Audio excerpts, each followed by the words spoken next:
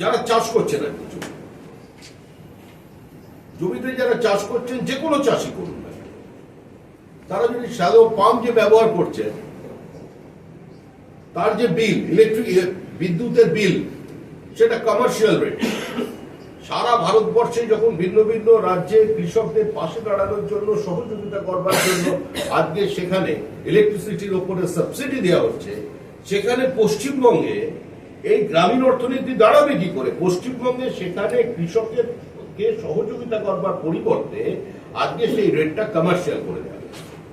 আমাদের তাঁত শিল্প ধ্বংস হয়ে গেছে। বাংলার নিম্ন মধ্যবিত্ত মহিলারা, আমাদের মায়েরা যে কাপড় বাড়িতে পরেন, তারপর আসছে সুরাত থেকে। আর যা তাঁত শিল্প বেঁচে আছে, ওই দরিদ্র একটি পরিবারে হাতে করে হ্যান্ড উইভাররা তাঁত বুনছেন, মাথার উপরে যে আলোটা সেখানে চলে, সেটারও কিন্তু রেট হচ্ছে কমার্শিয়াল রেট, ডোমেস্টিক রেট নয়। বর্ধমান জেলার 100টা রাইস মিল গত 2-3 বছরে বন্ধ হয়েছে। 100টি রাইস মিল। তার কারণ হচ্ছে, অতীতে যেখানে রাইস মিল ছিল, পরিবর্তিত পরিস্থিতিতে এবং প্রধানমন্ত্রীর অটল বিহারী বাজপেয়ীর যে স্বর্ণ চতুর্ভুজ সড়ক যোজনার কারণে তার খুব কাছাকাছি রাইস মিলগুলো চলে আসবার কারণে কার্যত রাইস মিলকে বন্ধ করতে বাধ্য করা হচ্ছে, কারণ সেখানে আবাসন তৈরি। সেই প্লটটাকে অন্য কোনো কাজে লাগানো। এর মধ্যে রাজনীতি আছে, এর মধ্যে দখলদারি আছে। প্রধানমন্ত্রী কিষাণ সম্মান নিধির 21তম ইনস্টলমেন্টে ডিসবার্স করছে।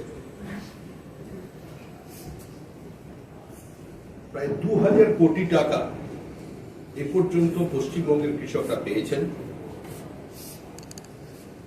কিন্তু কিষাণ সম্মান নিধির প্রথম 10টা ইনস্টলমেন্ট এ রাজ্যে আসেনি রাজ্য সরকারের অসহযোগিতার কারণে।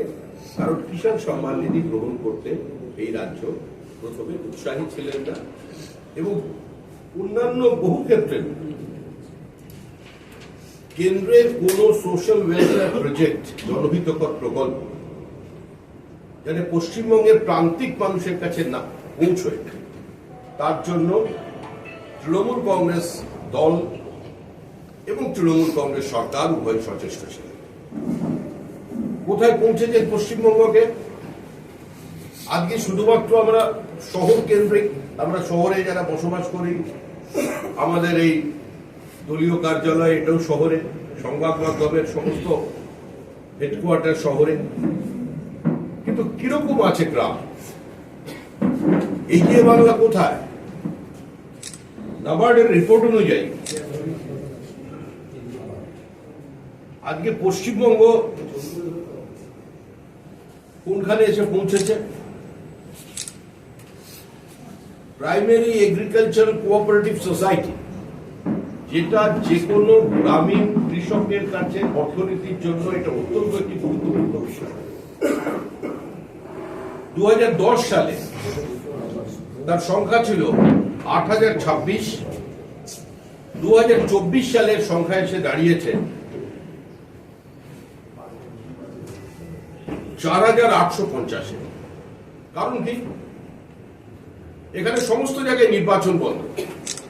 কারণ নির্বাচনটা তৃণমূলের কোনো চয়েস নয়, তৃণমূলের কম্পালশন। তারা আধিপত্য বিস্তার করতে চায়, তারা কোনো গণতান্ত্রিক ব্যবস্থার উপরে বিশ্বাস করে না। আজকে তার প্রতিফলন শুধুমাত্র মিউনিসিপ্যালিটি কর্পোরেশন কিংবা পঞ্চায়েত নয়। তৃণমূল কংগ্রেস কার্যত ছাত্র সংসদ নির্বাচন বন্ধ করবার সঙ্গে সঙ্গে বিভিন্ন কোঅপারেটিভ সোসাইটির নির্বাচনগুলোকেও বন্ধ করে দিয়েছে। যেখানে